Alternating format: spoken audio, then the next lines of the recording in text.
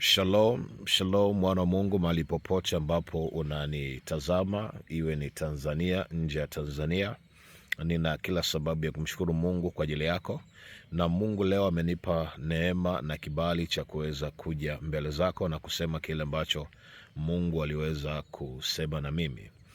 Si mara nyingi sana wakati Mungu ananisemesha mambo mengi kuwa huwa ninakuja mahali hapa na kusema, lakini wakati huu Roho Mungu amenisisitiza sana niweze kusema kile ambacho Mungu amezungumza na mimi zaidi ya mara 3. Maono haya ninaomba ya kufikie mahali popote ulipo, na Roho Mungu akupe kujua nini ambacho Mungu anataka kwenye maisha yako.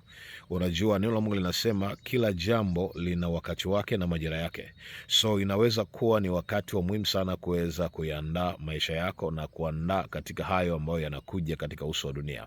Ukisoma neno la Mungu katika ile kitabu cha Isaya 60 mstari wa 2, anasema giza litaifunika dunia na kabila za watu, lakini Bwana atakuzukia wewe. So ninaamini katika ujumbe huu ambao Mungu amenipa ni ulete kwako. Ninaamini kabisa ukiusikia na kuufanyia kazi, Mungu atakuzukia wewe katikati ya giza ambalo limetamaraki dunia na kabila za watu. Anapozungumza kabila za watu, anazungumza habari ya shina ya kule ambako umetokea, asili ya kule ulikotokea. So ninaomba unisikilize kwa makini sana. Ninatamani mahali popote unaposikia Roho Mungu akakusaidia kuweza kuelewa jambo hili.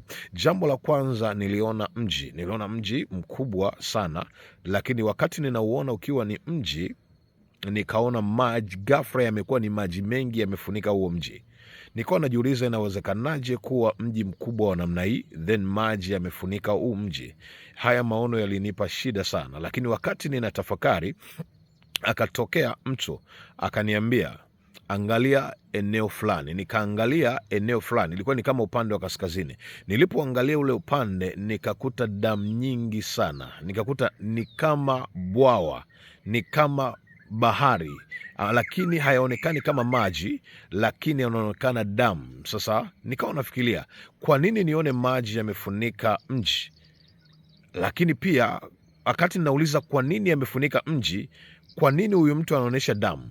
Roho Mungu akaniambia kuwa kuna vitu ambavyo Mungu huwa havifanyi, lakini kuna mfumo ambao ameshautengeneza, ambao chochote ambacho kikifanyika kwenye mfumo kinaweza kuleta matokeo. So ndipo Roho Mungu akanirudisha kwa habari ya Kain na Abel, pale ambapo damu iliweza kumwagika na ile damu ilikuwa inalia. So damu ina uwezo wa kulia na kusababisha kuna mambo fulani yaweze kutokea. So mwenye hekima hawezi kuelewa hili ambalo Mungu anasema na watu wake. Lakini nikadhani kuwa ni jambo limeishia mahali hapo. Nikapata tena maono siku inayofuata, nikachukuliwa nikapelekwa eneo. Nilikuwa ni kama nipo kwenye nyumba fulani, ambayo nyumba ilikuwa ni kubwa sana, lakini hiyo nyumba ilikuwa karibu na bahari. Alafu kulikuwa kuna sehemu ambayo kuna mkondo wa maji. Wakati ninapita pale, nikashangaa ule mkondo wa maji umeweza kuachia kama kupasuka. Maji ya bahari yanakuja kwenye makazi ya watu. Maji ya bahari yanakuja kwenye makazi ya watu. So nikawa ninajitahidi sana kuambia watu waweze kukimbia, pamoja na familia yangu, kuambia watu waweze kutoka katika mazingira hayo, kwa sababu maji yalikuwa yanakuja kwenye makazi ya watu. Na baadaye nikaona nyumba zinaanza kuhamishwa na yale maji. Nini kilichotokea? Nikawa ninatembea, nimembeba mtoto mmoja, lakini pia nimempa taarifa mke wangu, nikimwambia kuwa awaambie watu wengine achukue na mtoto wetu, kwa sababu mbele kulikuwa kuna mlima, ili kuweza kukimbilia kwenye mlima. Lakini wakati ninaenda, nikakutana na eneo la fedha. Ni kama Tigo Pesa kwa Tanzania. Ni eneo ambalo unaweza ukatoa fedha, ukaweza kuingiza fedha. Nikaona wadada wawili, nikawaambia wale wadada, mmoja alikuwa amelala, mmoja alikuwa yuko active. Nikawaambia mnatakiwa kuondoka, kukimbia, mkimbilie ule mlima, kwa sababu maji yanakuja kubeba nyumba hizi. Sasa kumbuka, nyumba ya kwanza ilikuwa inaondolewa na maji haya. Alafu jambo la pili ni eneo la fedha lilikuwa linaondolewa na hayo maji. Lakini pia kulikuwa kuna eneo ambalo linatakiwa kutengenezwa kwenye huo mkondo wa maji, ili maji yasiweze kuja kushambulia yasiweze kuja kuingia katika makazi ya watu. So watu wakawa wanakimbia kwenda mlimani. Sasa nataka niseme kwa kadri ya Roho Mungu alivyokuwa ananiambia nini maana ya jambo hili. Maana ilikuwa ni jambo ambalo lilinipa kutokutulia. Lilinipa hali ya kuhangaika sana katika ile maono. Lakini Roho Mungu akaniambia nini maana ya mambo haya. Ndio maana nikasema kwenye ile Isaya 60 mstari wa 2, kwa giza litafunika dunia na kabila za watu, lakini Bwana atakuzukia wewe. So kuna jambo ambalo linakuja katika uso wa dunia, sio jambo jema sana. Linahitaji sana wale ambao wanamtumainia Mungu. Ule mlima ulikuwa unawakilisha habari ya kukimbilia kwa Mungu. Ni nyakati na majira ambayo tunatakiwa kukimbilia kwa Mungu, na tegemeo liwe Mungu. Tegemeo lisiwe kile ulichonacho. Tegemeo isiwe ni fedha yako. Tegemeo isiwe ni mali ulionayo. Tegemeo isiwe ni watu ulionao.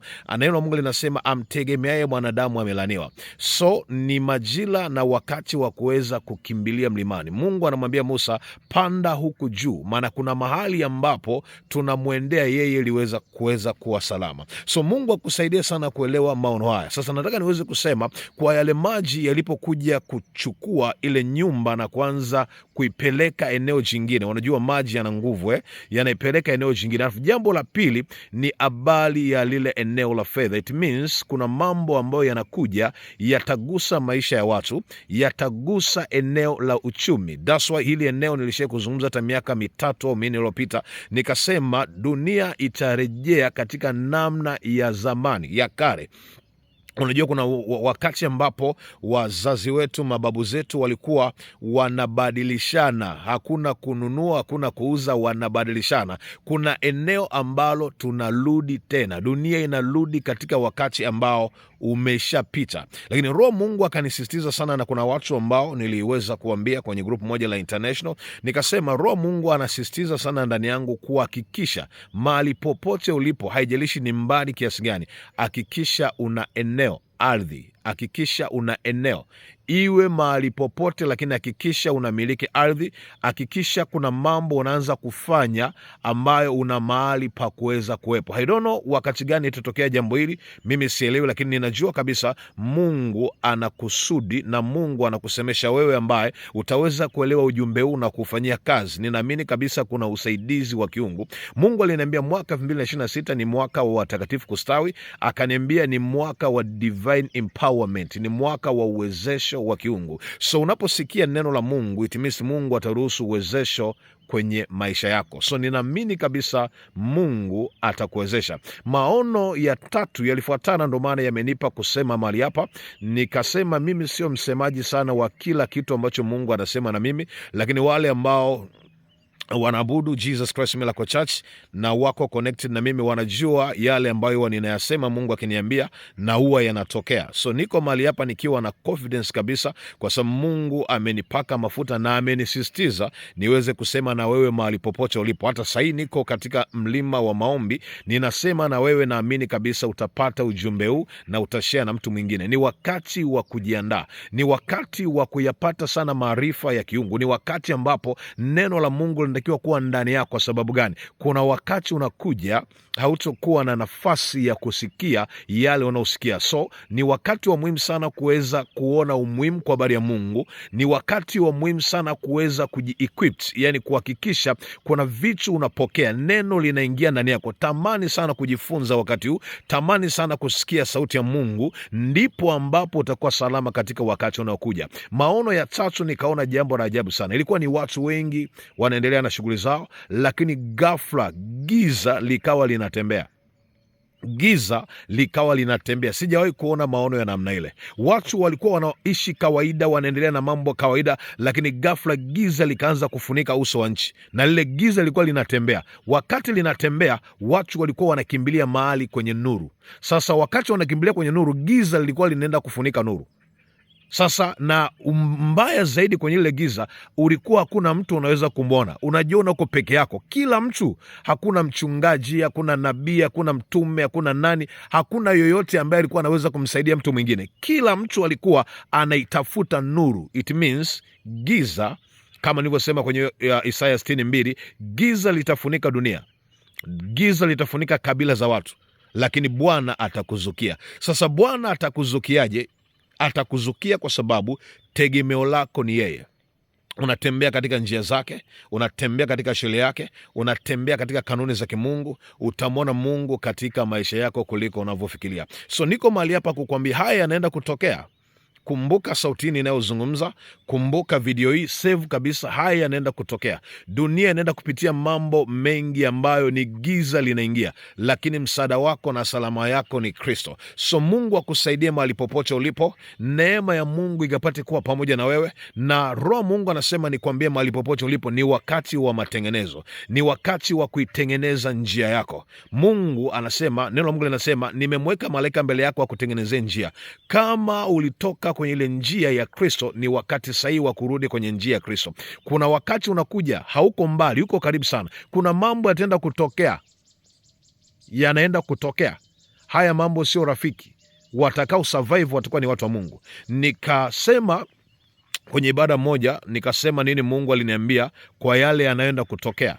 Nilizungumza habari ya watu wengi kuweza kuondoka, watumishi wa Mungu kuweza kufariki. Nilizungumza vitu vingi ambavyo vitatokea ndani ya mwaka huu. Nilizungumza habari ya viumbe wa ajabu, you know that, kama unafuatilia na unaweza kuwa unakumbuka. So kuna mambo mengi sana yanaenda kutokea duniani, lakini wacha Mungu akakuzukie wewe, Mungu akakulinde wewe na familia yako.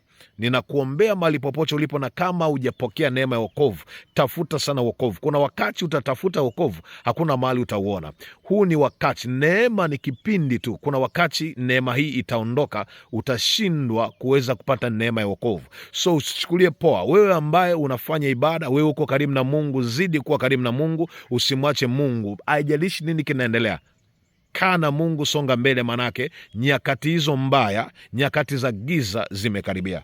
So kila mwenye roho wa Mungu na hekima ukapate kujua haya ambayo Roho anasema na kanisa. God bless you. Naitwa Apostle Joshua Nindi. Amen.